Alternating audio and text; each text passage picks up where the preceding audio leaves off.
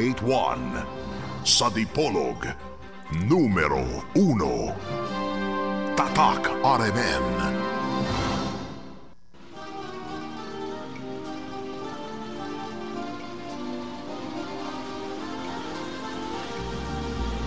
All united we answer the test, the call.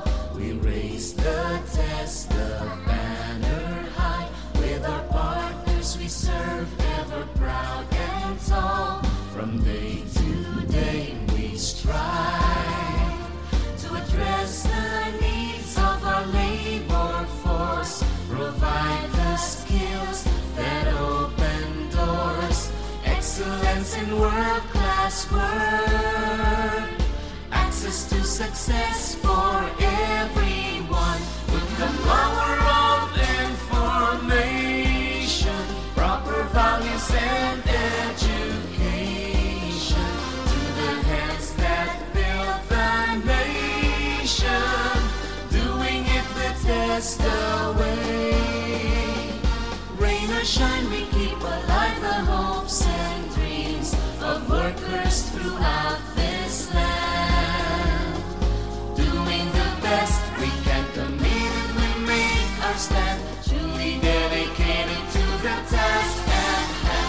With the power of information, proper values and education, to the hands that build the nation, doing it the test away. To the hands that build the nation, more power to the test away. Long live the test away.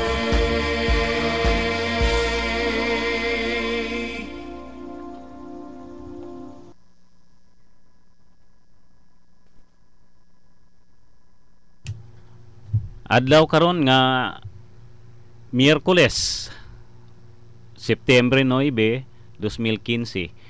Kini ang inyong higala si Paring Neil Pulido. Makiguban kaninyo sa tungag oras sa atuang tulumanon, Eskwelahan sa Kahanginan. Karon mga kaigsuunan, medyo nagsolo lang ako kay si Paring Nick naa siya'y official travel, no, naa siya sa Cebu karon. Na sila'y conference about sa quality TVET. So okay lang magpadayon kita sa ato ang hisgutanan, no. So ang ako ang kuyog karon, ang ako ang misis lang, no, pinakagwapang misis nako. So may na lang ni ang taga-basa sa text kung in kaso nga mag-text ka mo. Okay, so kung balikon pagpahibalo para sa mga una pa lang nga nakapaminaw ining ato ang programa nga kining atong tulumanon Eskwelahan sa Kahanginan, usa siya sa mga programa sa eskwelahan, no, gitawag kini og extension services sa Dipolog School of Fisheries nga gipanguluhan sa ato ang Vocational School Administrator Roselia D. Darcera. Atong giimbitar ang mga mueskwela diri sa atong eskwelahan sa Kahanginan, kabahin sa aquaculture o pagpamuhi ug mga isda nga mo-text lang sa ila ang ngalan ug address, dayon maminaw lang gayud kada Lunes, Miyerkules ug Biyernes alas 7:30 hangtod sa alas 8 sa gabi. Pwede ka mo text sa numero sa Smart 0907 6343 729. Akong usbon Smart 0907-6343-729. Og naapod tay Globe kung kamo na Globe, no? So ang Globe nato is 0927-729-4425. Akong usbon Globe 0927-729-4425. Akong ipahibalo nga ang Dipolog School of Fisheries pwede usab nga magkandak og extension services, no, diha mismo sa inyong lugar. So ang atong buhaton, mag-request lang kita, no, sa opisina, i-address lang nato sa ato ang Administrator Roselia D. Darcera. Dayon kami mismo maimo anha din ha aron mag-training sa inyo ha. So ang atong angayang buhaton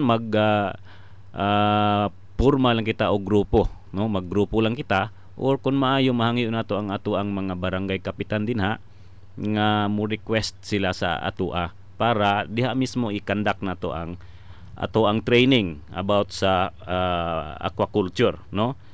Ang Dipolog School of Fisheries naa siya landong sa ahensya sa TESDA kung Technical Education and Skills Development Authority, no?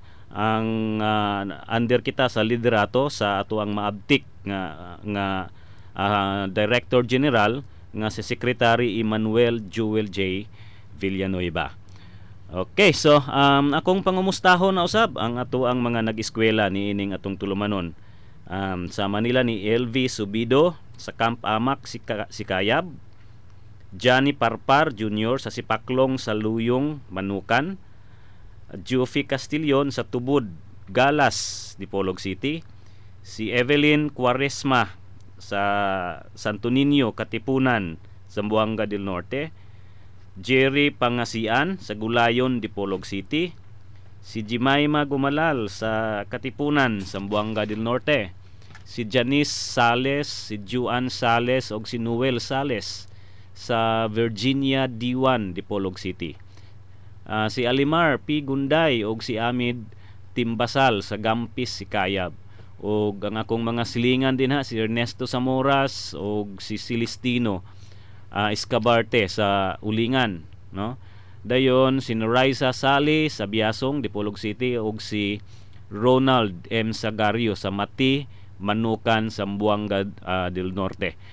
So akong awhagan kamo nga mo text na atay question nga na pasupot nato ito ang pipila nga sesyon nga nakalabay, no? Kabahin kadto sa water parameters.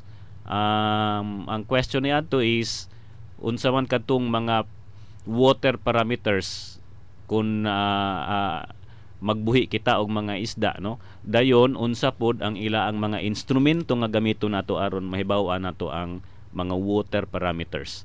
Ang uban naka-text na, so kadtong wala nag-text, palihog lang mo og text para mahibaw-an nato kung naabatay na hibaw-an, no? Dayon si Ronald Sagario usab akong giawhag nga mo text siya kay murag medyo ready naman tong ila ang fish pond siguro. So Ronald, palihog lang text sa numero nga ako ang gihatag ganina. Dayon kung kanang uban usab nga ready na gyud ang ila ang fish pond, so text lang kamo kay aron kami mismo mohatod diha sa mga similya sa isda og atong buhian diha sa inyo ang fish pond, no? Okay, so sa miaging Lunes wala di kita nakapadayon pag sibya diri sa kahanginan tungod kay nag brown out usab diri sa DXDR, no? Sama usab ni Evelyn Quaresma nag-text siya nga brown out usab daw sa ilaa. Dayon katong niaging sesyon nato wala niya na paminawi. So ang ato ang buhaton karon atong i-review katong ato ang naagian nga lecture murag sa Biyernes to, no? Biyernes nga lecture mo ay wala na paminawi sa uban. Ang ato ang module title karon na paghihapon kita sa performing fish or shrimp grow out operation. Naanata sa ikaunom nga learning outcome. Ang ikaunom nga learning outcomes perform common disease diagnosis and treatment, no? Perform common disease diagnosis and treatment. So bahin kini siya sa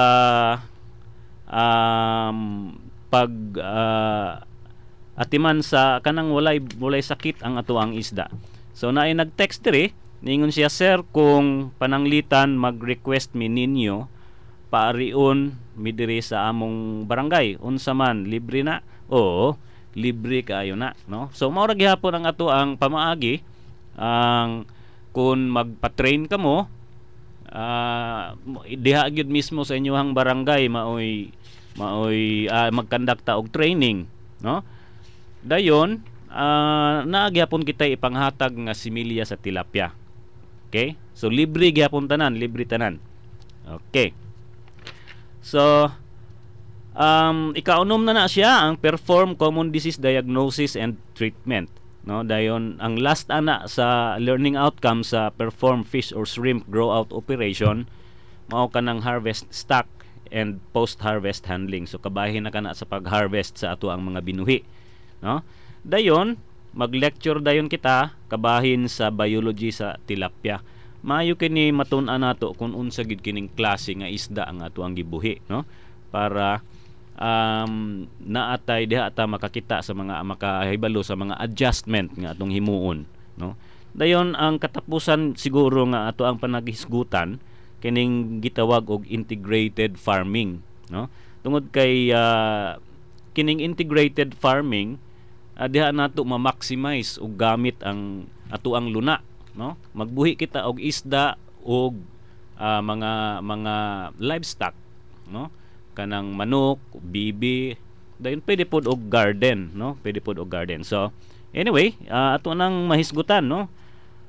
Puhon. So ang atong buhaton karon, mag-review kita kay si Madam Evelyn Quaresma.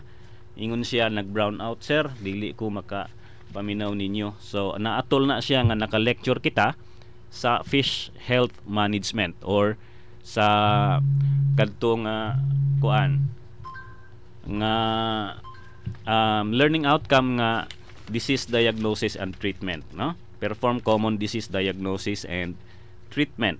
So ang nauna diri nga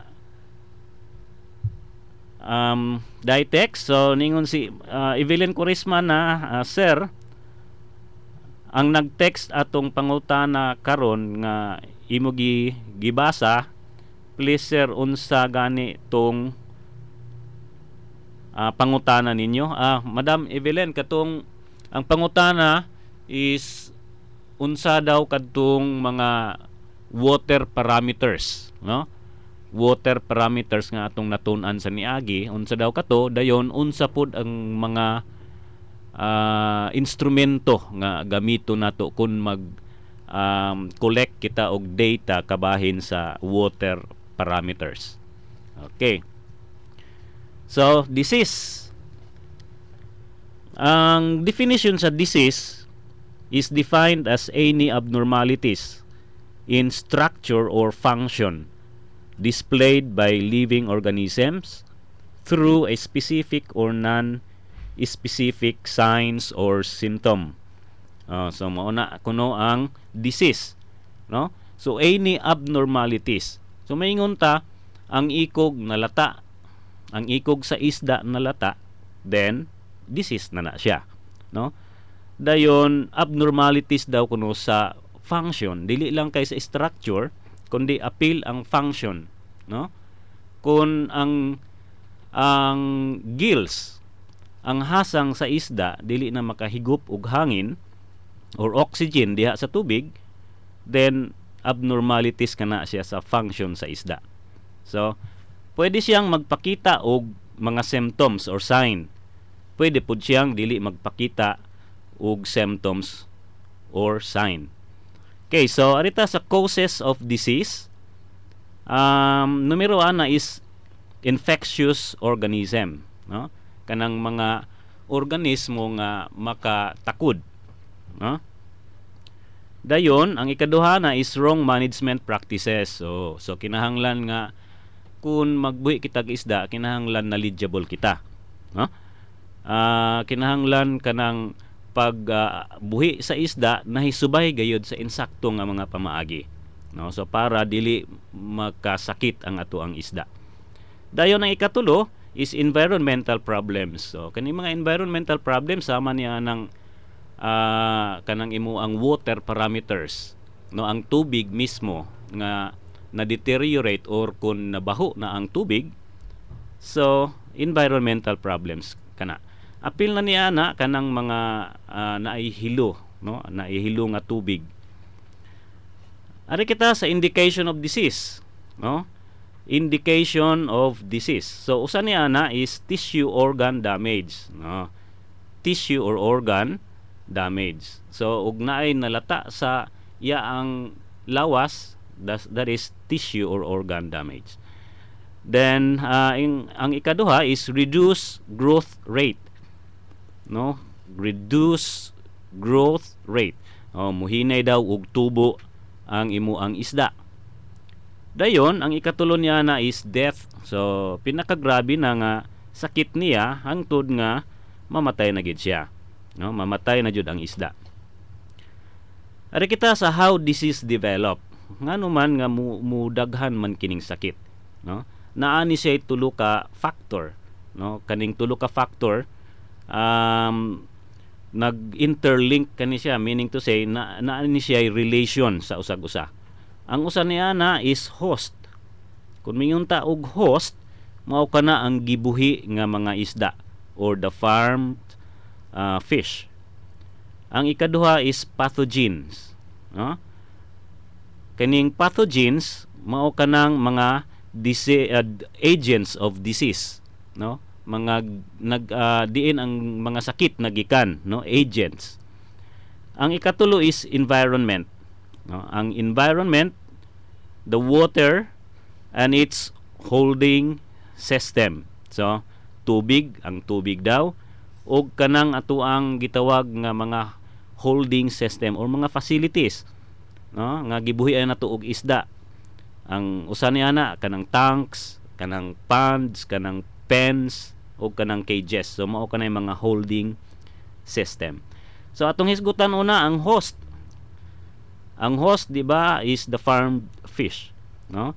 So kining host, pwede daw siya nga resistant or susceptible to disease. Mingon ta og resistant, dili kay siya mataktan og sakit tungod kay